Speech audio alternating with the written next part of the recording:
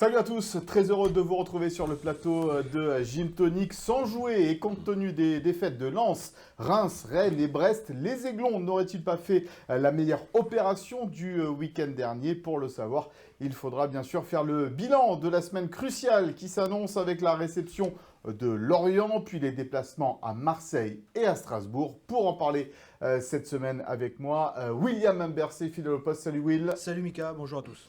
Vivien Seller, salut Vivien, le petit jeune. Salut Mika, Seller c'est mieux que Seller, si je peux me permettre. J'ai dit Seller, hein.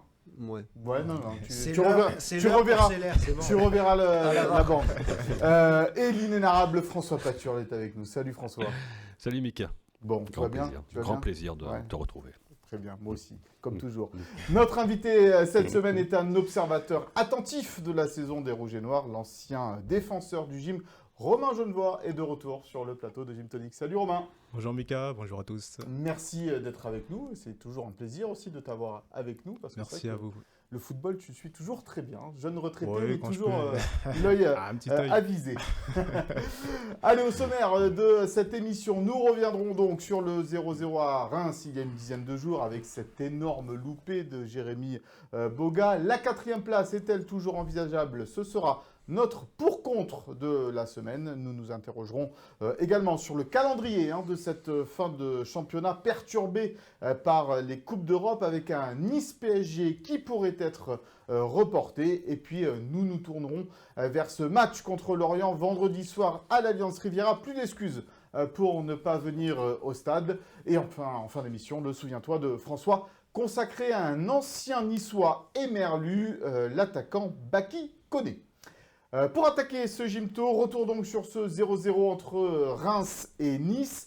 Un match, mon cher Will, que les Aiglons auraient dû remporter. Ben oui, ils auraient dû l'emporter parce que Nice avait marqué, mais Boga l'a raté. C'est un loupé incroyable qui... on en parlera tout à l'heure. On en reparlera. Et puis il y a eu déjà une opportunité avant aussi pour Mofi. Il y avait des occasions, je trouvais qu'on avait retrouvé un OGC Nice conquérant, agressif, mais encore une fois inefficace face au but. Et finalement, mis à part en toute fin de match, quand Boulka réalise 2 arrêts importants, Nice n'avait vraiment pas été inquiété. Donc le point, c'était vraiment le minimum qu'il devait ramener. Et j'ai peur que les 2 points qu'ils n'ont pas su ramener manquent à la fin. Bon, on va regarder les stats rapidement de cette rencontre entre Reims et Nice. On ne va pas s'éterniser sur cette rencontre. Elle est passée il y a une dizaine de jours déjà. On va voir que la domination quand même était niçoise au niveau des tirs, au niveau des tirs cadrés, égalité. Mais c'est vrai que c'est dans les tirs non cadrés, puisque le tir de Boga est un tir non cadré, qu'il faut s'arrêter aussi. Romain, en voyant le match, et je sais que tu l'as vu également, on se dit comment cette équipe de Nice, à la mi-temps, rentre sur le score de 0-0. Ouais, c'est un peu le mystère, la magie du foot. Parfois, on mérite de mener et on mène pas, et parfois, on ne mérite pas et on mène. Ouais. Donc voilà, c'est dommage. C'était un peu dans la lignée, je pense, que du match de Lens, où on a vu des très bonnes choses revenir dans cette équipe sur le plan de la solidarité et du contenu. Et malheureusement, il a manqué d'efficacité. Et on va parler évidemment du raté de Boga dans quelques instants. Mais Vivien, il y a aussi surtout cette tête à la fin de Kefren Turam, sans conviction, sans envie, comme un minime, j'ai envie de dire, qui joue pas les Coupes d'Europe, quoi, en fait, tout simplement. Ouais, c'est pas nouveau que Kefren manque un petit peu de ce côté tueur. On l'avait vu le faire à Lens, mais globalement, on sait qu'il lui manque un petit peu et qu'il est un peu tendre aussi dans ce domaine-là, dans le domaine offensif et de la tête. Après, ces résultats-là, je sais jamais comment on doit les voir. On peut se dire que c'est pas trop mal parce que Nice était retombé très bas contre Nantes et William l'avait écrit le lendemain. Tu te rassures, tu prends pas de but, tu te crées quand même des occasions. Mais d'un autre côté, tu avais aussi su être bon à Lens quelques semaines avant, donc tu peux dire c'est un peu frustrant de ne pas ramener une victoire de ce match-là. Avec le week-end suivant, tu n'as pas joué et que finalement tu as presque repris des points aux concurrents. Tu peux dire que c'était peut-être un bon nul, mais en fin de saison, c'est vrai que ça peut compter quand tu as eu autant d'occasions. François, c'est vrai que Reims, en plus, c'est un concurrent direct aux places européennes. Le fait de les laisser finalement à 4 points derrière, ça peut peut-être considérer comme une bonne opération. Oui. Prenez un point à l'extérieur. Moi, j'ai vu la réaction de Farioli à la fin. Il n'avait pas l'air trop déçu, le gars, l'entraîneur. Donc, je pense que c'était quand même pas une mauvaise opération, surtout après la contre-performance à la maison contre Nantes. Il fallait un petit peu se rassurer. Et je pense que sur ce point-là, le match n'a pas été mauvais. Il y a eu clean sheet, c'est déjà Voilà. pas mal. Non, il y a eu clean sheet, il y a eu l'attitude qui était bonne, mais c'est vrai que cette tête de Thuram que j'avais oublié. Je revois même Lilian qui est passé à l'écran d'ailleurs Juste au à ce moment-là, stade. qui était effaré. Mais effaré. Effaré. Presque en colère, vraiment. Ouais. Comment C'est pas possible qu'il ne la mette pas celle-là, quoi. Ouais. Il se voyait lui la mettre, quoi, presque. seul Lilian. face au but, Ouais. à 10 mètres Et c'est de là la cage. qu'Efren il doit vraiment progresser là-dessus parce qu'il doit être tueur. Là. C'est une opportunité énorme. Il n'a pas d'adversaire vraiment qui le marque. Et Il est Je grand, crois- il est elle est trop costaud. belle sa tête en Je fait. crois que cette année, les milieux de terrain niçois n'ont pas beaucoup marqué de Ah buts. bah non, Ah il y a bah eu non, beaucoup de buts, il y on en a a eu- parlé énormément de fois sur ce plateau. Ouais, il y a eu Sanson à un moment donné qui a mis quelques buts. Effectivement, Boudaoui Boudaoui, qui en cette avait année, mis Sanson. 2 aussi. Youssouf, Thuram la- contre la- Lens, Youssouf, un la but, grosse frappe à Et Montpellier. c'est fini. Et c'est fini. Allez, on va passer au focus. On a déjà un petit peu parlé, mais on va parler évidemment de Jérémy Boga.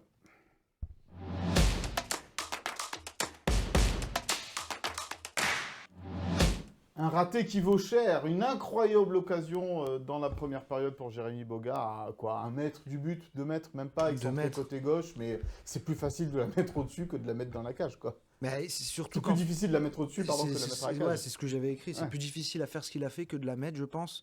Après, c'est toujours facile quand on est en tribune, quand on regarde. Mais là, ce qui m'a surtout marqué, c'est qu'en fait, il a même le temps de contrôler, s'il veut. Ouais. Il a le temps de contrôler Commander un pastis. et de finir, mais tranquille. Et ça m'ennuie, c'est que dans cette précipitation, ça risque de coûter très cher à la fin. Et en plus, qu'il fait un très bon début de match, Boga. Il est justement, c'est lui qui donne le bon ballon à Mofi dans l'espace direct à la 7e minute. Tu as une super opportunité que Mofi rate. Le coup franc direct qu'il frappe très bien au premier poteau, avec conviction, un peu ce qui lui manquait ces derniers temps dans le geste. Et là, par contre, il retombe dans ses travers directs. Et j'ai l'impression qu'il avait déjà marqué dans sa tête, en fait. Il met le pied comme ça en appui, en opposition, et puis il met pas de conviction, et puis ça passe à côté. Et moi, ça m'arrive un peu au paddle, des fois, tu sais. Le point, il est déjà fait, Ouais, mais- mais paf, dans la vitre. Ouais, mais toi, t'as le jour de paddle du dimanche, tu vois. Lui, il est quand même professionnel. Franchement, L'action c'est était un- très bien menée en plus, avec l'appel au premier qui tout aspirait est le magnifique. défenseur, Tout le est tomba. magnifique. La petite déviation, elle est involontaire, Mhm. mais au final, elle permet à Boga de se retrouver seul. Et vraiment, il fait contre-pied gauche, pas du pied droit. Merci, au revoir. Et c'est gagné, quoi. Bogachi. On est sévère, Romain, parce que toi, tu as été joueur de foot professionnel. Tu sais que aucun but n'est facile à marquer, évidemment. Mais est-ce qu'on est sévère avec Jérémy Boga sur ce coup-là, ou vraiment c'est une grossière erreur? Ah, on peut, effectivement, faut pas être sévère dans le sens où faut pas lui mettre la tête sous l'eau non plus, ça arrive au meilleur. Mais effectivement, on peut regretter cette occasion, parce que je pense que Will l'a dit, il y a de fortes chances pour qu'il ait vu déjà la balle au fond et qu'il n'ait pas mis la concentration qu'il fallait. Et ça, c'est dommage, on doit être concentré. Après, voilà, bien évidemment, c'est toujours plus facile de le dire, effectivement, derrière un écran, mais voilà, il doit être concentré, c'est son poste, c'est son rôle d'être décisif à un moment donné, et là, il devait l'être. Et il devait être concentré pour justement concrétiser cette action. Décisif, il ne l'a pas été souvent, Jérémy Boga, cette saison. On va regarder les stats du milieu offensif niçois, de l'attaquant niçois. 22 matchs effectués, 4 buts seulement inscrits et 2 passes décisives. Alors certes, il y a eu la Coupe d'Afrique des Nations au milieu, mais pour un joueur frisson, comme l'avait surnommé Jean-Pierre Hiver, on se rend compte que c'est très insuffisant. 4 buts.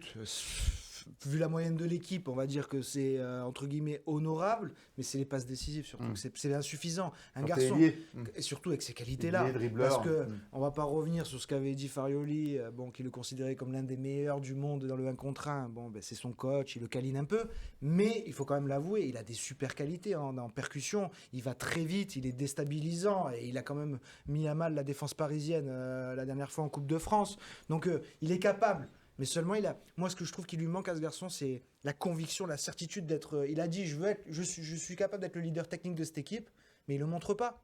Il n'a pas l'investissement d'un leader technique. Il est C'est pas à assez Jérémy consistant. Boga, François, que tu envoies un texto, là, comme ça, il est en train de te parler directement. Il est en train Qu'est-ce qui se passe? il est en train- il est en Soyez train- pas trop durs, les gars. Voilà, soyez pas trop durs, les gars. Il y a eu un faux rebond. Il y a eu un faux rebond là sur la pelouse de l'Aune. Là, bon, ça peut arriver. Il est en train de travailler son souviens-toi, François. Bon, allez, Vivien, tu voulais dire. Non, je trouve même dans les matchs, globalement, il n'est pas suffisamment consistant, même d'un match à l'autre. De mémoire, il y avait un très bon match de lui contre Rennes à domicile, je crois. Il a marché sur l'eau, il a fait mal au mon ancien club. Effectivement au latéral rennais, même globalement il y a les stats, même ce qui rend le rendu de ses copies, je trouve que c'est quand même insuffisant par rapport à ce qu'on attend de lui, comme beaucoup d'offensifs du gym malheureusement, mais il est un peu trop inconstant, et là on peut plus le pardonner si c'est un joueur défensif, il se retrouve dans cette zone, il loupe ça, bon tu peux te dire que voilà, là pour un joueur de son calibre et ce qu'on attend de lui, ça fait un petit peu tâche. Surtout que comme l'a dit Will, c'est vrai qu'il avait fait plutôt un bon match, et après derrière par contre, il s'est effondré. Il n'en a plus vu. Mais tu disparais quand tu rates une occasion pareille, c'est difficile dans la tronche, même si ses collègues n'ont pas, semble-t-il, ne lui ont pas fait de reproches, ça pèse quand même dans la tête. Et c'est vrai qu'après, dès qu'il avait un ballon, il osait plus rien, il rejouait en retrait, ça y est, il était sorti de son match. Et on a essayé de le faire parler en zone mixte, et il nous a esquivé en nous faisant bien comprendre qu'il n'avait pas du tout envie de parler. Pourtant, il était là en conférence de presse avant le match pour parler justement. Oui, avant le match, mais après son raté, par contre, merci, au revoir, direction le bus et je veux plus parler. Bon, c'est peut-être un peu normal ça, Romain, quand on a la tête sous l'eau un peu comme ça, c'est difficile d'aller voir après les journalistes pour s'expliquer, quoi. Oui, après, je pense que ça doit faire partie de son travail aussi. Donc bon. Assumer, quoi. Assumer, je veux dire. C'est fait. Et j'ai loupé, loupé. Bon, je ferai mieux la prochaine fois, quoi. Voilà, s'il aurait dû avoir une vraie force, c'est pouvoir se remettre à l'endroit tout de suite. C'est comme il dit, sur l'action d'après, justement, essayer de gommer cette erreur en étant décisif, soit par une passe, soit par une autre occasion, but de but. Exorciser un peu le... Voilà, exactement. Et sur le terrain, on a la chance encore de rectifier la chose, donc il faut... comme je dis, c'est toujours facile à dire. Mais sur le terrain, tu es encore là, tu as encore la chance de faire une différence. Le seul but que tu as marqué, c'était à peu près dans la même position. Toute la cage, toi, tu l'avais pris là. On m'a pas aidé, parce que Carlos, il m'a fait une feinte, il n'a pas pu marquer. Il y a Roma, le joueur de Marseille, je crois que c'était... Ouais, je m'en rappelle. Je crois que c'était. Non, c'était. Je crois que c'était Romao. Romao. Ouais, Romao. Je crois que c'était Romao et qui me pousse dans le dos. Enfin voilà, je n'ai pas été aidé, mais. J'ai quand même mis. C'est peut-être ça qui t'a permis de le mettre. Peut-être. Et là, je rigolais parce que je repensais au fait d'assumer un peu. Mais ça me fait penser à Alan Saint-Maximin, vous vous rappelez, au Parc des Princes, quand il envoie sur la barre à 2 mètres de la ligne, et qu'après il se pointe en zone mixte et il dit ah ça va, je l'ai mis sur la barre quand même. Je l'ai pas mis. Je pensais que c'était échange téléfoot. Ouais. Vaut mieux pas s'arrêter finalement. Comme ça. Mais c'est un peu les mêmes genres de joueurs, qualité technique, percussion, tout ça, mais au final. Un peu poulet sans tête, tu veux dire? Bah non. C'est l'expression chère à Karim Galli. Ouais, mais c'est un peu dur de dire ça. Mais je trouve juste qu'ils peuvent faire beaucoup mieux avec le talent qu'ils ont dans les pieds, dans les derniers mètres, quoi. Ils doivent avoir 15 passes décisives, ce genre de joueurs. Après qu'ils ne veuillent pas s'afficher, parler aux médias, moi je peux comprendre. Oui, ça c'est autre chose. Après une défaite, souvent, la plupart ils fuyaient et voilà, on allait récupérer certains à qui ça ne dérangeait pas de venir parler. Toujours les mêmes. Voilà, toujours les mêmes. Mais c'est plus sur le terrain où moi je me dis, voilà, sur le terrain, voilà, t'as loupé, c'est pas grave, derrière, il faut faire le maximum. Un joueur qui a parlé après le match, je crois que c'est Todibo, et il a subi une deuxième fois qui aurait dû valoir une expulsion, un joueur de Reims. Et ce qu'il a dit m'avait un peu étonné en disant oui, j'ai pas voulu la jouer à l'encontre du joueur. C'est vrai que ça méritait peut-être pas jaune.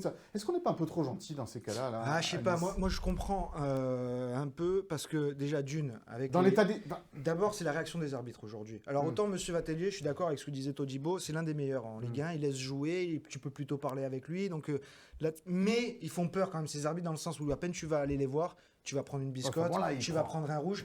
Et alors, pour la faute en elle-même, j'en ai parlé notamment avec Maxime Baquet, notre confrère de France Bleu là-bas, qui lui voyait rouge. Moi, je trouve que c'est dur de mettre rouge là-dessus. Oui, mais deuxième jaune, c'est juste. En fait, le joueur, il est là, il est de dos, il protège son ballon. Todibo arrive derrière, il lui marche sur le pied. Mais c'est involontaire. Tu te rappelles de Todibo qui, au bout de 8 secondes, avait pris un carton rouge du même acabit? C'est pas parce qu'il y en a un qui avait fait une bêtise que je réclame qu'il fasse tout le temps la bêtise aussi. Jaune, peut-être. Moi, je suis. S'il y a 3-4 joueurs autour de l'arbitre, là, il peut pas le mettre le jaune là, à un moment donné. Moi, c'est pas une faute qui m'a incité, tu vois, à vouloir chercher le rouge. Autant à Brest, je me souviens, il y avait un penalty normalement pour le gym pour une main. Là, oui, j'aurais aimé que les joueurs aillent entourer l'arbitre pour la réclamer. À Lyon, il y a plein d'autres matchs. Autant là, franchement.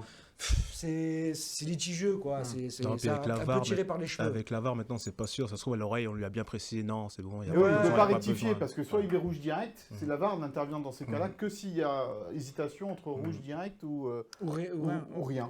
Voilà. Donc il ne pouvait pas mettre juste jaune quoi. La VAR ne pouvait pas lui dire ça vaut un jaune. Parce que là, c'était... Même si c'était deuxième jaune. On va écouter Francesco Farioli à propos justement non seulement du raté de Boga, mais aussi, est-ce que c'est finalement un raté à l'image de l'attaque de l'OGC Nice cette saison? Écoutez la réaction de l'entraîneur niçois. Allora, non credo sia soltanto degli attaccanti, ma sia più in generale della squadra. Ce n'est pas uniquement le fait des attaquants, mais de toute l'équipe. Et ça, c'est un problème qu'on traîne avec nous depuis plusieurs mois. Car quand on fait ces analyses, il faut savoir rester objectif et lucide. Tout d'abord, le plus important est de se créer des occasions. Et sur ça, on ne peut pas se plaindre. Bien sûr, on pourrait faire plus, mais on arrive à en générer beaucoup. Pour cette équipe, il manque, si on regarde les statistiques, bien sûr, il manque 17 buts. Donc c'est rien que sur ces 17 buts on en avait marqué 4 ou 5 de plus, le classement serait très différent aujourd'hui. Malgré ça, il y a beaucoup de choses positives. Maintenant on a 6 matchs fondamentaux devant nous dans un championnat qui est très serré et où chaque journée peut faire la différence. On doit préparer ces matchs, le prochain, à commencer par le prochain avec attention et inverser cette tendance qui commence à durer depuis trop longtemps. Voilà, inverser la tendance en attaque. On espère que Jérémy Boga face à Lorient sera un petit peu plus inspiré et se rachètera un petit peu de son erreur. On va faire le pour-contre. Allez, on y va, le pour-contre.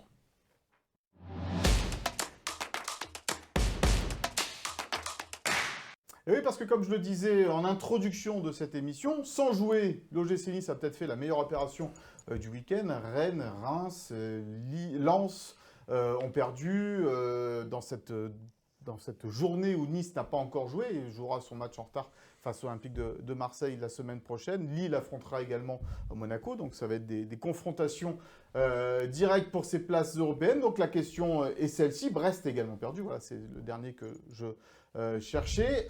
Est-ce que la 4e place est toujours envisageable? Qui avait commencé la semaine dernière? Je commence à chaque fois contre William. Tu commences à chaque fois. Et tiens, allez, bon. Will va commencer cette semaine. Will, est-ce que la 4e place est toujours envisageable pour l'OGC Nice et doit-on l'envisager? Évidemment.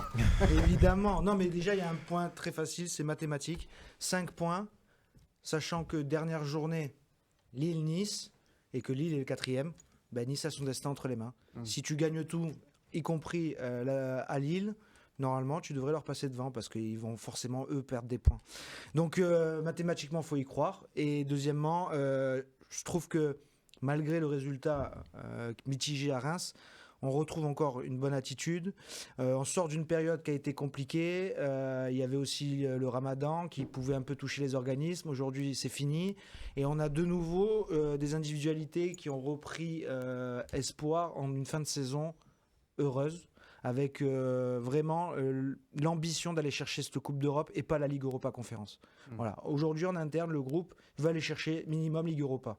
Et ils ont leur destin entre les mains. Donc, conviction plus option mathématique, bien sûr qu'il faut aller la chercher. Moi, je dis que non parce que les dynamiques des 3 clubs devant sont trop bonnes. Ils ont trop peu perdu ces derniers temps. Ils sont trop constants. Ils sont trop bien lancés. C'est pas des équipes qui ont connu des phases creuses où on peut. Alors, on n'est pas à l'abri que ça leur arrive, hein, mais globalement, on n'a pas vu ça chez Brest, Lille et Monaco. La seule chose, c'est que ces équipes-là s'affrontent, donc peuvent perdre des points. Ça peut être la chance du gym. Nice a une attaque trop faible et a trop peu de marge finalement pour se permettre un peu les hésitations qu'elle a des fois défensivement, même si c'était mieux à Reims. Le calendrier est quand même costaud pour Nice avec ce dernier match justement, ça me paraît compliqué. Moi je pense que Nice, alors évidemment si Nice peut accrocher plus haut c'est ce qu'il faut viser, mais avait un peu plus intérêt à essayer de verrouiller la place actuelle et à regarder derrière avec Lyon qui revient fort à 3 points et qui est vraiment dans une dynamique incroyable. Bien aidé par les arbitres. Bien aidé par les arbitres, même si globalement c'est quand même bien plus consistant. Lyon avec le mercato hivernal qui les a bien aidés évidemment. Lens est un peu en chute libre, mais je vois Lyon revenir très fort et je pense que Nice a plutôt intérêt à essayer, entre guillemets, c'est facile à dire, mais de verrouiller cette place-là, ça me paraît un petit peu trop compliqué de viser plus haut. Romain, est-ce qu'il faut y croire toujours à cette 4e place tant que mathématiquement c'est possible? Oui, bien évidemment. Déjà, il faut chercher la meilleure place possible. C'est la base, j'ai envie de dire, quand on est compétiteur. Et puis, on est à un moment du championnat où c'est le moment clé, je veux dire, pour aller chercher, pour mettre le bon coup de collier, aller chercher ce qu'on veut. Et voilà, donc à l'image un peu d'un début de saison où même si on va jouer des équipes de gros calibre, on est en début de saison, elles ne sont pas tout à fait calibrées, on a des chances de gagner. Là, pour moi, c'est un peu la même chose. Je veux dire, il y a moins de calculs à faire par rapport à ce qui a pu se passer. Parce qu'on est vraiment sur le sprint final et à un moment donné, là, il faut lâcher les chevaux. Et il y a des matchs, voilà, même si les équipes qui ont l'habitude de mieux finir ou qui ont mieux joué sur les derniers matchs. Là, on est vraiment sur les matchs de fin et je pense qu'on peut faire la différence juste en termes de détermination et en allant chercher les choses avec un peu plus de risque. Avant de donner la parole, François, on va afficher le classement. Ce n'était pas prévu qu'on l'affiche à ce moment-là, mais pour bien l'avoir en tête, on va afficher le classement de cette Ligue 1 et on va voir qu'effectivement l'OGC Nice à la 5e place à 5 points de retard donc, sur Lille, 7 sur, un peu plus sur Monaco, 8 sur Monaco et 9 sur Brest. Alors Monaco, Lille, Nice ont un match en moins et puis derrière, Lens effectivement décroche un petit peu mais reste un petit point derrière et Lyon revient fort, Reims et Marseille et Rennes, voire même Rennes semblent un peu décrochés. Et Monaco joue Brest et Lille là dans les deux matchs qui suivent, ça va être un peu le juge de paix déjà pour eux, pour le podium déjà. C'est pour ça parce que tout à l'heure tu disais Monaco n'a pas eu de creux cette saison. Ils l'ont eu à domicile. Plus que les deux autres, c'est vrai, mais ça fait un moment qu'ils ont fait une petite grimace parce que c'est vrai, un petit peu plus que ils l'ont eu à domicile, Monaco effectivement. Et ils reçoivent Lille. Et ils reçoivent Lille. Mais là, ils sont repartis un peu dans leur match. Ils l'ont moins ces derniers temps, c'est vrai. François, la synthèse de tout ça, qui te convainc le plus dans l'histoire? Oui, j'ai du mal à me convaincre personnellement que Nice va choper la 4e place, surtout dans le contenu actuel des matchs. Ça me paraît un peu trop faible pour aller mettre un coup de collier comme ça, rattraper les Lillois qui me paraissent bien en ce moment, au contraire des Lensois qui me semblent vraiment dans le dur et qui jouent pas bien. Ça va être un petit peu juste. Voilà, tout dépendant aussi peut-être de la Coupe d'Europe. C'est ça, Lille a un quart de finale retour à jouer jeudi. Faudrait presque que Lille passe demain pour le gym. Non mais c'est ça, le vœu formidable, ce serait que Lille continue son chemin. Comme ça, ils sont concernés à fond par la Coupe d'Europe et qu'ils vont perdre des forces physiques. On voit déjà qu'ils ont perdu Zegrova pour ce match-là. Zegrova qui est leur meilleur joueur actuel. Donc ça coûte des points et des forces, la Coupe d'Europe. Et juste, pour faire un peu l'avocat du diable, est-ce que cette 4e place... il la faut à tout prix pour l'OGC Nice dans le sens où est-ce qu'il ne faudrait pas assurer, comme a dit Vivien, cette 5e place qui, elle, là, t'es sûr de quand tu joues et dans quelle Coupe d'Europe tu joues pour préparer ton mercato, pour faire venir des joueurs et des choses comme ça, que cette 4e place avec un tour préliminaire, on sait bien, c'est toujours compliqué pour un club français, les tours préliminaires de Ligue des Champions, avec un recrutement peut-être tardif par rapport à ça, tout plein de choses qui peut effectivement mettre des bâtons dans les roues à cette équipe niçoise. Ce qui est sûr, à mon avis, c'est que Nice a vraiment intérêt à décrocher une qualification européenne cette saison, parce qu'on est quand même un petit peu dans une période un petit peu transitoire, le flou sur les intentions des actionnaires britanniques, et que je crois que s'il n'y a pas de Coupe d'Europe, on risquerait un petit peu d'avoir une opération de dégraissage dans l'effectif. Et sur cette 4e place, là, moi je garde en mémoire ce fabuleux... Oui, mais t'es pas passé. Si, t'as pas fait le premier tour, là t'as raté un tour. T'as vibré contre Naples, je suis d'accord avec toi. T'as eu un petit peu la musique de la Ligue des Champions qui a résonné à l'Alliance. C'est un match aller-retour, quoi, maintenant. Mais je m'en fiche, je prends. Mais évidemment que je prends. Tu peux pas cracher sur ça. Et puis en plus, il faut revoir ça un peu... Ça peut pas te plomber un peu le Il y a un peu les calculs à revoir, attention, selon le parcours que font Paris, Lyon, Lille et l'OM. S'ils vont encore un peu plus loin, le COEF UEFA de la France peut monter encore. Et peut-être que cette 4e place, elle peut être directement qualificative. Si tu finis dans les 4 meilleures nations, si tu finis effectivement dans les 4 meilleures nations, 3 ou 4, je sais... 4 meilleures nations. 4 meilleures nations, voilà, c'est ça. J'aimerais parler de quelqu'un qui maîtrise tous ces schémas-là, ces possibilités. Je trouve que c'est d'un compliqué de l'évolution au cours des saisons, l'évolution des points. C'est des comptes d'apothicaire. Mais moi, je peux pas me dire que non, vaut mieux la 5e, comme ça tu fais pas les barrages et tout. Mais t'imagines les barrages, on sait jamais qui tu prends et tu passes.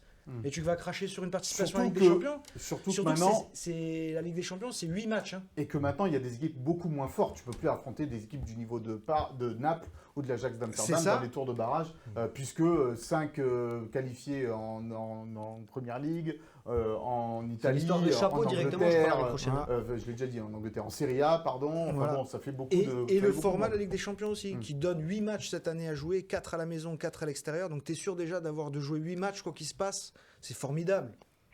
C'est formidable, tu peux pas cracher sur ça. Tout pour la 4e place. Non, puis le meilleur moyen, entre guillemets, c'est moi qui le dis, de se consoler, d'avoir la 5e place, c'est de chercher la 4e. Exactement. Donc voilà, il faut chercher la 4e. Pas être déçu. Voilà, il faut chercher la 4e. Là, viser plus haut pour pouvoir se satisfaire peut-être un peu moins. Viser la lune, ça ne me fait pas peur. Les pieds sur terre mais la tête dans les étoiles. Melbent Non. C'est ça, Melbent, bravo. Alors, on parlait effectivement des Coupes européennes et la qualification brillante du Paris Saint-Germain en demi-finale de la Ligue des Champions risque de reposer un casse-tête au niveau du calendrier de la Ligue 1. On va voir le calendrier du Paris Saint-Germain sur la fin de cette saison, avec donc cette double confrontation contre Dortmund le 30 avril ou le 1er mai, c'est pas encore fixé, ça le sera certainement vendredi prochain, match retour le 7 ou le 8 mai, mais entre-temps, eh bien, il y a cette rencontre entre Nice et le Paris Saint-Germain. Entre ces deux matchs-là, mon cher Will, déjà, des infos par rapport au calendrier en lui-même. A priori, si le Paris Saint-Germain jouait le mardi, c'est ça, le mardi 30 avril, il y aurait peu de chances que le match de Nice soit décalé. C'est ce qu'espère en substance le club de l'OGC Nice, c'est que vu le programme des demi-finales, l'affiche des demi-finales devrait être l'autre demi-finale.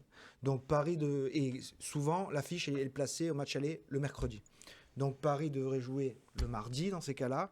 Et du coup, un vendredi PSG Nice PSG un vendredi, ça pourrait passer.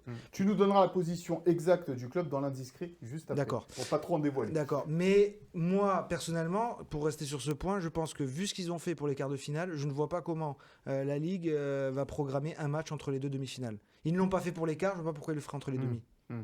Donc moi, à mon avis, ce match il va être reporté. Alors à ce moment-là, Romain, Nice jouera les 3 dernières journées de championnat. En une semaine, d'accord, avec un match le samedi, un match le mercredi et un match, encore une fois, le samedi. Là, y aurait-il pas un problème d'équité ? J'ai envie de dire non, parce qu'en fait, en tant que joueur, en général, on aime bien jouer tous les 3 jours. Et puis là, comme j'ai dit tout à l'heure, c'est le sprint final, donc c'est l'occasion de concerner tout le monde. S'il faut faire jouer un tel sur ce match-là, l'autre après, enfin... Les matchs sont tellement rapprochés que pour moi, il n'y aura pas de différence. Le seul truc, c'est peut-être, effectivement, c'est par rapport aux autres résultats. Si on ne joue pas, comme tout à l'heure, comme on disait tout à l'heure, ça va être comme pour le match de Marseille. C'est les résultats des autres qui va voir si ça va être à plus ou un point négatif. Parce que ça rajoute quand même une petite pression quand on part avec un match de moins, sachant qu'on a quelque chose à aller chercher, c'est mieux, plus facile dans les têtes au niveau de la pression à gérer que quand on part avec un match de moins et que du coup on doit aller chercher des équipes qui ont déjà chopé l'opportunité. Donc voilà. Surtout, Vivien, que si le match entre l'OGC Nice et le Paris Saint-Germain a été décalé la dernière semaine, dans le sprint final de cette Ligue 1. Le PSG serait certainement déjà champion, puisqu'ils ont pour l'instant 10 points d'avance. Ils seraient peut-être concernés par une finale de Ligue des Champions. On ne peut pas dire qu'il mettrait peut-être la grosse équipe à Nice à ce moment-là, même si Luis Enrique a dit quand même en conférence de presse qu'il jouerait tous les matchs de la meilleure des façons possibles à fond. Mais bon. D'autant que j'ai pas retenu la date exacte, mais aussi la finale de la Coupe de France. Le 25 mai pour la finale. Donc c'est quand même un calendrier qui va être hyper chargé pour eux. Ça peut permettre au gym d'affronter un PSG un petit peu déconnecté, même si les coachs évidemment vont pas nous dire que les joueurs vont prendre le match par-dessus la jambe. Là, ce qui serait pas de chance entre guillemets, c'est que le gym soit concerné les 2 fois. Par des matchs décalés parce que... il y a Marseille et il y a PSG, pas des moindres matchs en plus. Donc le fait qu'il y ait une semaine sans match, je pense que ça peut être pas mal de temps en temps pour bosser de manière un peu plus intense sur certains aspects. Ce qui est plus compliqué effectivement, c'est quand c'est recasé. Derrière, est-ce que physiquement ils vont être capables d'enchaîner et pas avoir de blessés dans ce sprint final? La question se pose. Il y aurait 15 jours entre le match contre Strasbourg et le match contre Le Havre. À ce moment-là, comme il y a eu cette semaine. Comme il y a eu cette semaine. Et admettons, tu le disais dans la dernière émission, s'il y avait eu des fêtes à Reims, les 15 jours derrière, ils auraient été compliqués. S'il y a des fêtes à Strasbourg, les 15 jours derrière peuvent être aussi assez compliqués. Ouais, avec des si on coupe du bois aussi. Et surtout, je me dis, excuse-moi, pour une équipe qui va aller jouer la Coupe d'Europe, on va lui mettre un rythme de oui, mais en fin de championnat, tu vois. Ouais. Peu importe. Tu veux la Coupe d'Europe vas-y. Habitue-toi. Joue ce format Coupe d'Europe. Et montre que tu es capable d'aller chercher la Coupe d'Europe. Et ça, c'est valable pour tous les joueurs. Mais le problème, tu as raison, mais le problème, c'est les 15 jours sans match plutôt. Mais c'est bien pour travailler. Là, on a eu Pablo Rosario tout à l'heure. 4e journée, tu commences à travailler. Mais non, mais travailler, récupérer. Il y a eu une période de Ramadan où les organismes, ça a été un peu difficile. Là, ça tombait plutôt bien. Voilà, là, tu travailles un peu, tu récupères, tu t'es fait un petit match amical là où Mofi il a mis encore un doublé. Ça se met un peu en confiance avec ça. Moi, je trouve qu'au final, Nice est plutôt gagnant dans ce truc-là. Bon, on va le savoir quand là, vendredi. À mon avis, vendredi, ouais. Vendredi, parce que quand il y aura l'affiche des demi-finales, l'UEFA va faire son calendrier. Et donc, on saura. Et la Ligue s'ajustera par rapport à ça. François Le calendrier? Ouais, est-ce que Nice serait lésé s'il jouait les 3 derniers matchs dans une semaine? Pas du tout. Non. Mais non, il faut. Moi, je suis d'accord. Je rejoins William. Nice n'a pas joué de Coupe d'Europe cette année, donc tu n'as pas eu un calendrier démentiel, loin de là. Donc s'il y a un effort à fournir au printemps avec les beaux jours, avec des garçons en pleine santé, allons-y, chaud. Voilà. Bah ouais, la période c'est la meilleure, même là il fait beau à Nice en ce moment, il fait chaud. Et il va faire froid là, fais gaffe. Remets-toi ta petite piquette. Ouais, tu crois la moumoute? Oui, il fait froid, c'est le béret. Qu'en pensent les dirigeants de l'OGC Nice? C'est l'indiscret de la semaine.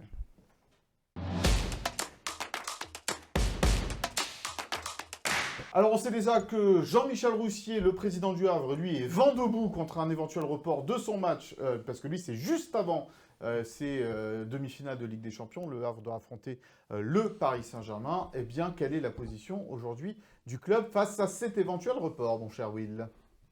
Ils attendent la décision, mais en gros, au sein du club, on espère vraiment jouer le vendredi. On n'a vraiment pas envie en fait de décaler ce match-là, donc ils vont pas. Surtout un match en semaine avec un peu moins de public peut-être. Ouais, et puis ils n'ont pas envie d'adopter la position non plus publique du Havre en s'opposant, parce que c'est quand même un club français quand même. Oui, parce que les relations entre Jean-Pierre River et Nasser sont excellentes. Oui, et puis il faut avoir conscience aussi que, encore une fois, comme j'ai dit tout à l'heure, Paris qui va loin, c'est bon pour le COEF UEFA, ça peut aussi être bon pour tous les clubs français. Donc faut pas non plus oublier ça. Oui, enfin le Havre il s'en fiche un petit peu. Oui, mais le Havre il pense à ça parce qu'il a vu Paris UEFA aujourd'hui. Il a vu Paris contre Clermont, je pense, avant un match de Ligue des Champions où Paris a mis l'équipe C et il espère la même chose. Oui, voilà, mais s'il jouait avec un match décalé, avec un Paris qui est déjà focus sur sa finale, pareil, il va avoir quoi? Tu crois qu'il va avoir l'Armada, Mbappé, Dembélé? Non, il aura les remplaçants comme ils ont eu les autres. Donc il faut pas qu'il se plaigne non plus. Après voilà, l'OGC Nice espère pas que ce match sera décalé. Et dans le cas où le match serait décalé, ils adopteraient quelle position, tu penses? Ils en discuteront à ce moment-là. Ouais. C'est comme un peu le raisonnement des JO et de la sélection de Kefren Turam ou pas, par exemple. Ils en discuteront au moment venu. Voilà. Mais ils ont une position pour l'instant, c'est on aimerait jouer vendredi 3 mai. Bon, on verra le calendrier. On verra. À mon avis, c'est décalé. Ça, c'est la petite pièce Will. Voilà, donc on était complet sur ce sujet-là. On en reparlera évidemment si cette rencontre venait à être décalée. On va passer aux Abjim, le meilleur des coulisses de l'OGC Nice, capté par les caméras d'OGC Nice TV. C'est parti. Les Abjim, c'est un fou.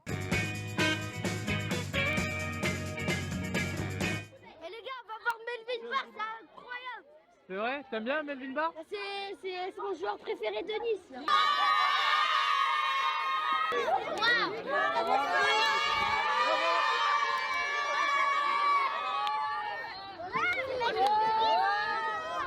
Je suis content de voir Melvin Barr parce que c'est mon joueur préféré et surtout, allez Nice! Plein d'enfants, c'était un bon moment, on a partagé un bon moment.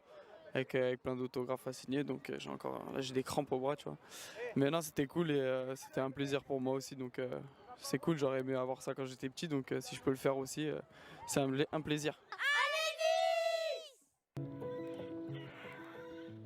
L'association Adrien a été créée en 2005 suite au décès de mon petit garçon Adrien, qui était atteint d'une maladie orpheline incurable, et depuis maintenant 19 ans, on se bat pour apporter du bonheur et de l'énergie positive à tous ces enfants, à tous ces héros du quotidien qui demandent juste, on va dire, de vivre des moments magiques et pleins d'émotions. C'est tellement bien de voir les enfants qui ne sont pas traversés les faciles chemins dans sa vie.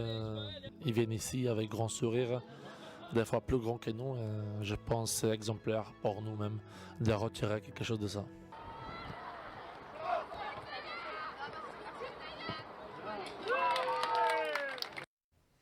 Voilà donc pour ce Zap Gym que vous pouvez retrouver en intégralité sur les médias de l'OGC Nice TV. On va passer à l'avant-match donc entre Nice et Lorient avec ce match qui sera à 21h vendredi soir à l'Alliance Riviera. Je le disais aussi dans l'introduction là.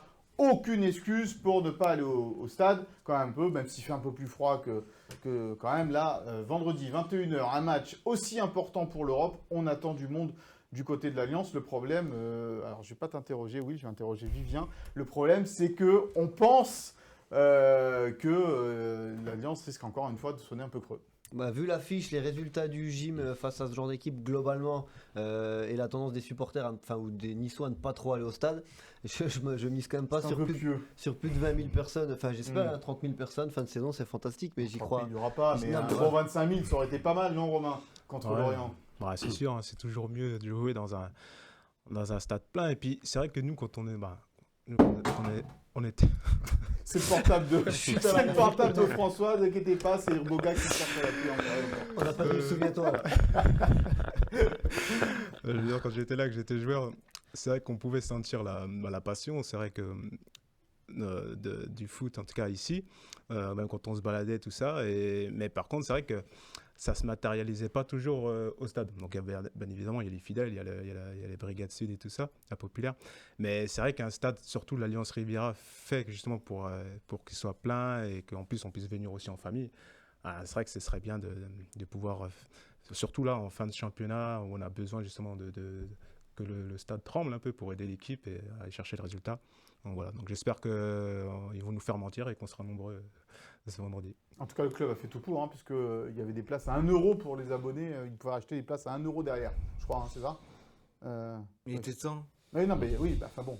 Non, mais parce que j'ai tapé un peu sur tout le monde. J'ai oublié un peu de taper sur ça aussi, le club. Je suis désolé, les opérations économiques comme ça, franchement, il fallait attendre la 30e journée pour en avoir. Alors que ça fait un moment que l'Alliance... Il y en a eu un peu quand même. Non, pas assez. Donc j'avais oublié de taper sur le club aussi. Donc voilà, comme ça tout le monde est content. Ouais. Bon. Du bon Willow. François, semaine cruciale pour l'OGC Nice, peut-être pas décisive encore parce qu'il restera encore 3 matchs derrière, mais t'as Lorient. Décisif. Si tu bats décisif carrément. Si tu bats pas Lorient, tu peux plus. Lorient, Marseille, Strasbourg. Moi je te parle des 3.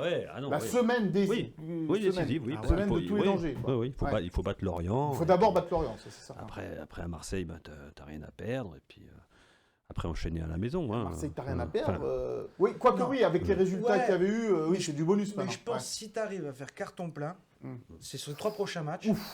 Ah ouais. Ça n'a jamais été fait, si Lorient, à la maison quand même. Après, Marseille à l'extérieur qui sort d'une semaine de Coupe d'Europe et ci et ça. Et c'est plus l'idylle extraordinaire avec Gasset. Ouais, mais bon. Strasbourg est bien, c'est presque le Strasbourg qui est sauvé. Parce que ça aussi, c'est un très bon résultat du week-end passé. C'est que Strasbourg a gagné et du coup, Strasbourg maintenant se dit on peut affronter. Mais Patoche, il va avoir un petit sentiment de revanche, Patrick Vieira. Je ne sais pas qui c'est. Et du coup, si tu gagnes ces 3 matchs-là, je pense que tu peux arrêter de regarder derrière. Comment tu veux gagner ces 3 matchs-là avec des attaquants? Si tu prends 9 points, je fais gym tonique avec un 9 papillon. Ah, c'est tout? Ouais, je vais pas prendre ça peut être après, on a vu comment Montpellier a battu Lorient, quoi. Enfin, ils se sont fait enfler, les Merlus, là, complètement, quoi. Payet, c'était la folie. En première mi-temps, ils obtiennent un penalty. Lorient, penalty est invalidé par la VAR. Donc 0-0 à la mi-temps. En deuxième mi-temps, il y a une action confuse, un Montpellierin qui tombe dans la surface. Penalty absolument, enfin, je veux dire... Imaginaire, pas de VAR et 1-0 pour Montpellier, Savanier. Voilà, l'arbitrage. Ferry, ça fait 2 week-ends d'affilée qui se plaint. L'arbitrage. Il ne faudrait pas qu'il soit récompensé. Nous, en général, on aime bien faire aussi. C'est qui d'ailleurs l'arbitre? Les arbitres, c'est Jérémy Stina, il me semble. Un très bon arbitre. Bon arbitre. Mais je dis peut-être une bêtise, on va me confirmer ça dans l'oreillette à un moment donné, mais dans mon souvenir, c'est monsieur Jérémy Stina. On va écouter Francesco Farioli avant de confirmer cette information, justement sur cette équipe de Lorient qui est barragiste pour le moment, 16e au classement, et donc qui joue le maintien dans cette fin de championnat. Intanto Lorient è una squadra che chiaramente Lorient est une équipe qui, depuis la phase retour, a changé de rythme. Ils sont sur une série de bons résultats. C'est une équipe très organisée qui réussit à gérer 2 phases de non-possession, une basée sur l'agressivité et l'autre sur l'attente. Et contrairement à nous, elle a une très grande efficacité offensive avec le PSG. C'est une des efficacités offensives les plus élevées du championnat. C'est une équipe qui transforme plus d'occasions qu'elle arrive à en créer. Donc tout le mérite revient aux joueurs qui arrivent à générer des occasions avec leur style de jeu. Maintenant, nous, on doit essayer de limiter leur domaine fort, c'est-à-dire les sorties sur terrain ouvert. À l'aller, on avait perdu 2 points chez eux après un match de haut niveau. Maintenant, on s'attend à un match difficile. Les 2 équipes ont besoin de points et les points comptent double à cette période du championnat. Donc, ça va être un match ouvert et il faudra que l'envie de notre côté soit forte et qu'on y mette de l'attention et de l'intelligence.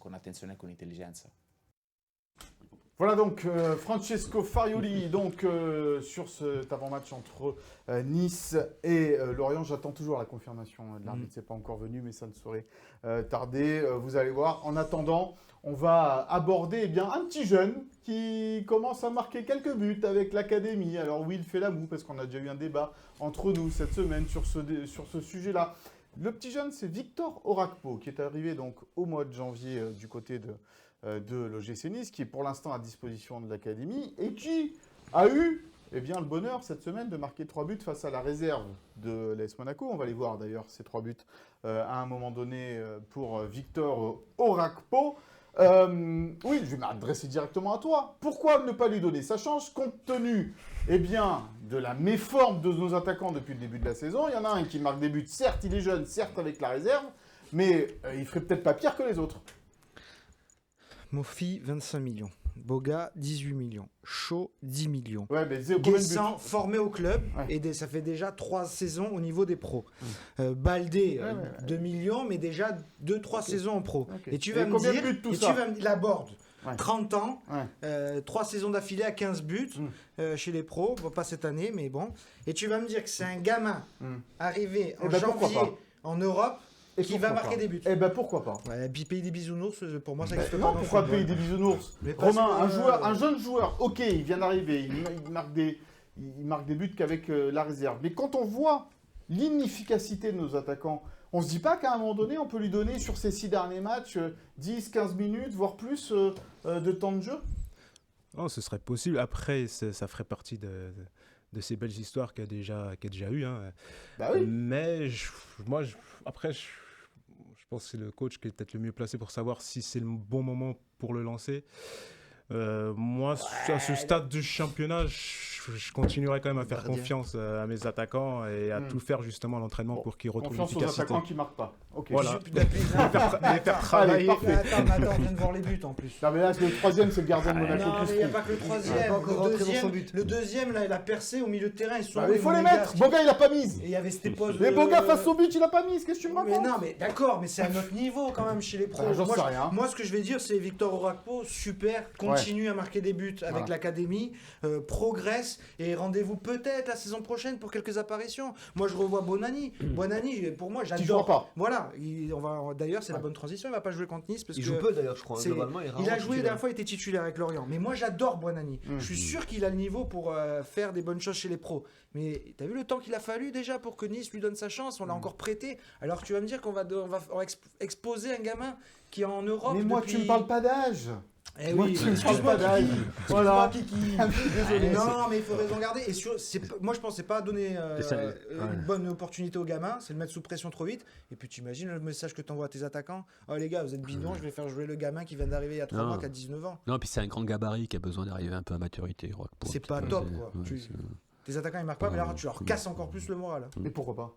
De l'entreprise, à un moment donné, t'es nul, et bah tu sors et on te met un autre, plus jeune. À la limite, tu peux y avoir une forme d'entre-deux sur les derniers matchs, tu le prends. J'ai pas le gabarit d'Orakpo. Est-ce que tu peux pas le prendre dans le groupe de 3 fois en fin de saison sur le banc, éventuellement 10 minutes à jouer, faut pousser un peu d'insouciance. Mais après, le risque, c'est de le cramer. Mais je te dis pas de le mettre titulaire non plus. Non, mais t'arrives pas à donner du temps de jeu à Baldé. T'arrives pas à donner le temps de jeu que mérite Evan Guessant. C'est le même poste. Orakpo, c'est plus un axial. Guessant, il devrait jouer plus que ça. Et mais déjà, il marque pas de but non plus. Mais Guessant, il joue pas assez. Bon, mais il marque pas de but. C'est le meilleur neuf et il joue pas assez. Et tu vas me dire que c'est un gamin de 18 ans qui va marquer des buts? Non. Je sais pas. Bon, on a posé quand même la question à Francesco Farioli. Écoutez la réponse du coach italien. Sì, no, è già venuto qualche giorno con noi, ha fatto alcune sedute. Il est déjà venu avec nous faire quelques remplacements à l'entraînement. C'est un joueur qui appartient au club. On l'a évalué ces derniers jours. Il a fait de très bonnes prestations, notamment récemment avec un triplé contre Monaco. Maintenant, c'est à lui de gagner sa place. En tout cas, que ce soit moi ou le club, on est très curieux de voir son évolution. On est sûr qu'il aidera l'équipe dans un futur proche. Maintenant, ça dépendra de lui. Prossimo dipenderà da lui. Aider l'équipe dans un futur proche. Quel futur proche? On n'en sait rien, ça dépendra de lui. Ça, c'est la réponse du coach. Une bonne réponse de Normand. Il doit être normand, italo-normand, je pense, Francesco Farioli. Possible, mais c'est la réponse intelligente. Le gamin, il encourage et en même temps, il dit à ses attaquants, mais non, vous inquiétez pas. Et la prochaine concurrence, très bien, continuons comme ça. Et finissons 7ème de Ligue 1 et tout le monde sera content. Le pessimisme. Moi, je dis 3-0 contre Lorient et Nice va finir 4ème à la fin de la saison. Voilà un peu une vague d'optimisme. Allez, vas-y. Allez, ça va. Ta vague d'optimisme, tu vas me la donner ici pour la compo probable. C'est parti. Allez.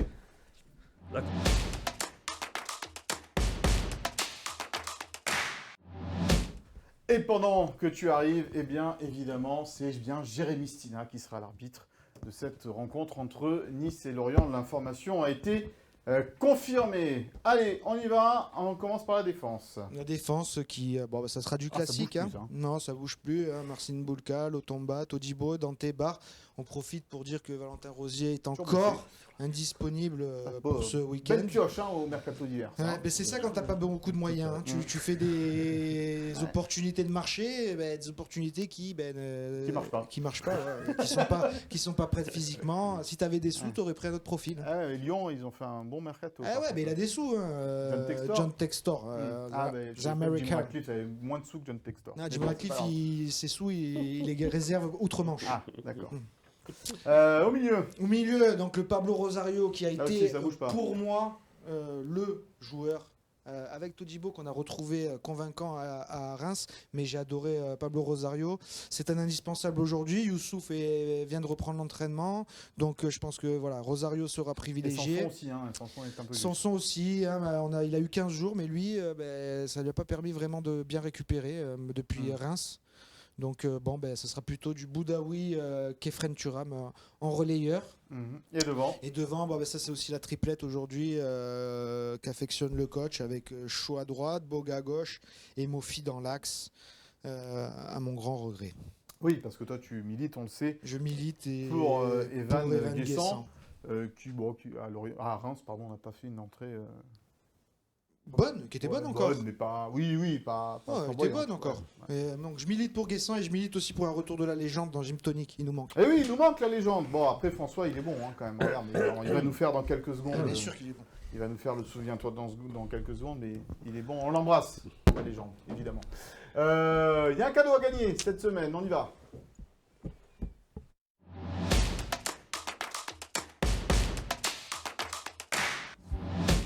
Et le cadeau, c'est 2 places pour un gala de MMA. Pas de football, évidemment.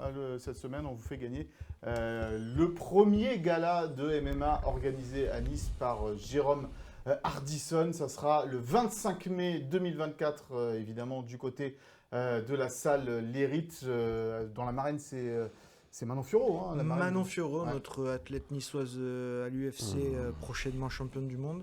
Et son compagnon et entraîneur Aldric Cassata qui a fait lui la carte. Voilà, c'est lui qui a réuni les combattants. Qui a fait les matchs. Donc on fait gagner 2 places pour ce gala le 25 mai donc à la salle L'Hérite. Et pour cela, vous en avez l'habitude, il faut pronostiquer le score entre Nice et Lorient avec le nom des buteurs s'il y en a, le petit hashtag Gymtonic. Si vous retweetez, comme on dit aussi, la petite vidéo, c'est encore mieux, vous donnez encore plus de chances de gagner sur les réseaux de Nice Matin. Voilà, 2 places à gagner pour ce gala de MMA. Est-ce qu'il y a une rencontre prévue entre Vivien et François dans cette... Est-ce qu'on les mettrait pas dans un octogone à un moment donné? Il faudrait que je propose ça à Aldric, tiens. Pourquoi pas, la jeunesse contre l'expérience. Oui. On arrivera à parler de basket avec François, ça va, ça serait trop calme. Attention aux échardes, j'espère qu'ils vont bien nettoyer Nettoyer la cage et le tapis. T'es prêt? Ouais. C'est bon, t'es chaud? T'as pas de message à envoyer, d'appel à faire? Pas tout de va bien? blessés, pas de blessures, pas de rien. Bon, et ben on y va alors. Allez, c'est parti. Le téléphone n'est pas cassé. Le téléphone n'est pas cassé. Le souviens-toi. Allez, go.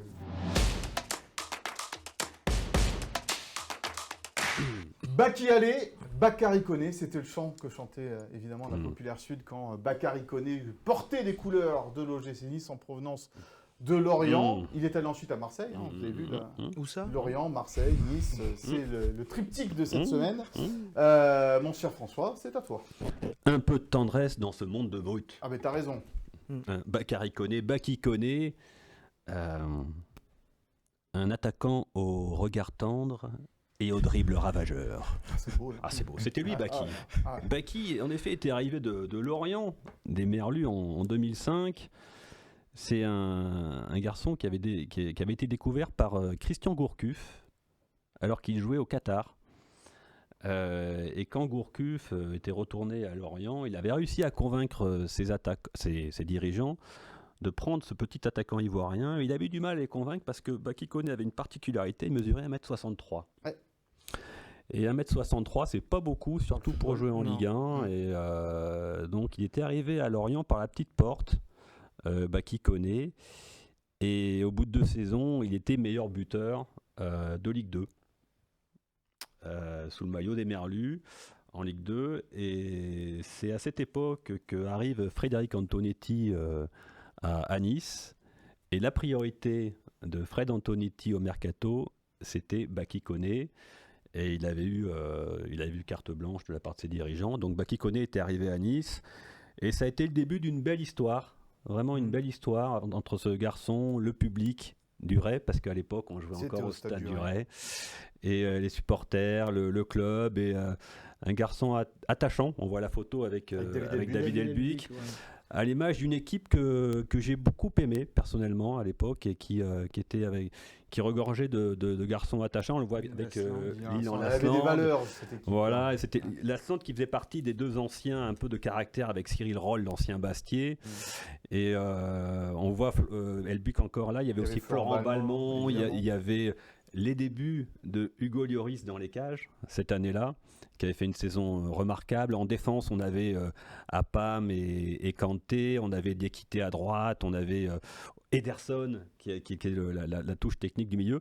Et donc cette équipe de l'OGC Nice avait fait, Baki Koné avait fait 3 saisons, de belles factures sur le front de l'attaque de l'OGC Nice. Alors c'était un dribbleur, c'était un attaquant, c'était un joueur qui créait, c'était une cible aussi. Il fallait protéger les artistes, parce que je me souviens, Frédéric Antonetti, souvent en conférence de presse d'après-match, se plaignait du traitement réservé à Baki Koné, et qui n'était pas assez protégé par le corps arbitral.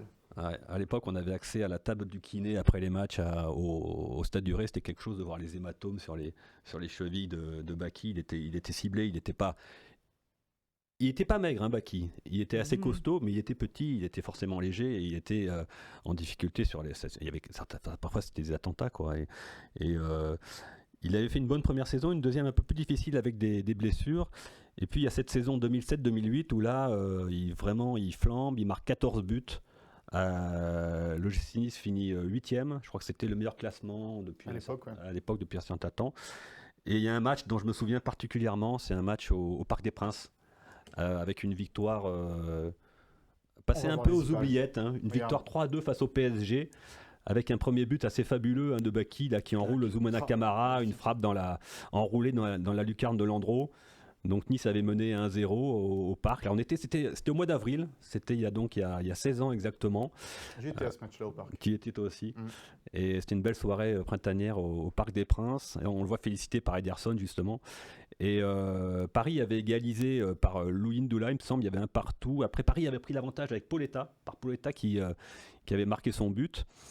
Et Nice était mené 2-1 en deuxième mi-temps avant un final complètement fou avec Baki Koné qui avait égalisé sur cette action-là, où il va faire une série de dribbles intérieur-extérieur là. Voilà, sa spéciale, hop, hop, voilà, mouchoir de poche et bim, petit pointu là devant l'endroit. Qui casse les reins, ça, Sylvain Armand qui casse les reins. Il y avait Yepes, non? Ouais, il y avait Yepes et Armand. Il y avait Yepes et Armand, là, il a rendu fou. Décidément, Armand, il s'est souvent cassé les reins contre le souviens de Ben Arfa aussi, il a cassé les reins. Et c'est Ederson qui avait marqué le 3e but du gym, qu'on verra peut-être pas. Et Chouafny, capitaine, exactement. Tu me vois plus. Et donc, une grande soirée avec ce 3-2 au Parc des Princes, et je me souviens de Fred Antonetti justement qui criait à la fin à l'arbitre c'est fini, on entendait que lui dans le Parc des Princes, et puis cette victoire qui avait fait du bruit à l'époque, hein, même si on l'a oublié maintenant. C'était pas le grand Paris non, c'était pas une grande saison du Paris, mais il y avait des joueurs quand même. C'était pas encore le PSG des Qataris. C'était le PSG de Le Guen, je crois. Moi, qui connaît, ce dont je me souviens aussi, c'est quand il avait martyrisé Jeannot avec un beau lob. Ça, je me souviens plus du tout. Contre Saint-Etienne. Armand qui est stéphanois d'ailleurs. La mémoire sélective.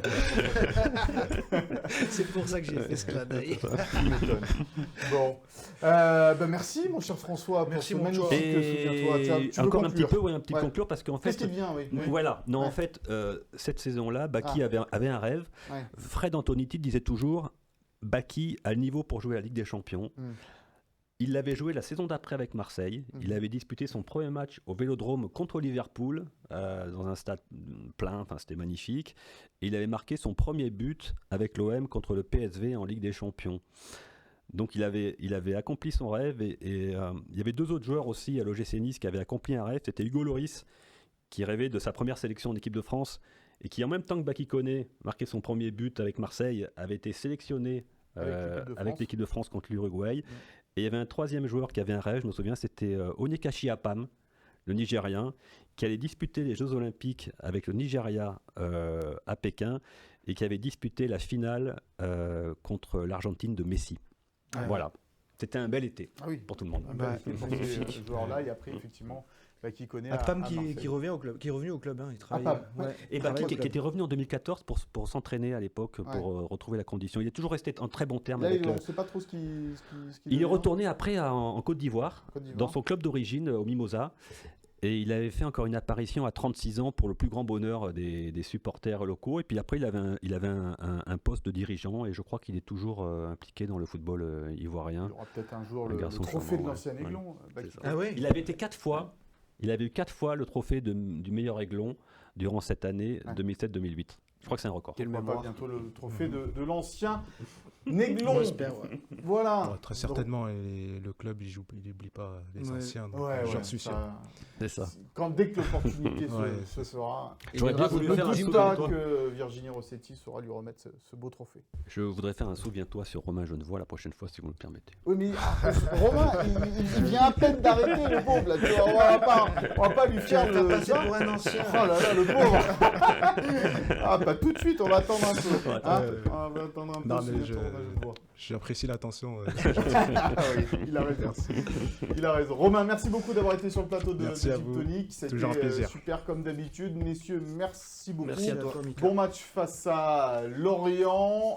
Merci à Sophie Doncé, Chloé Vorgart et Philippe Bertigny à la préparation, la réalisation de cette émission. On se retrouve très vite. Bonne fin de semaine à tous, bon week-end et à bientôt. Bye bye.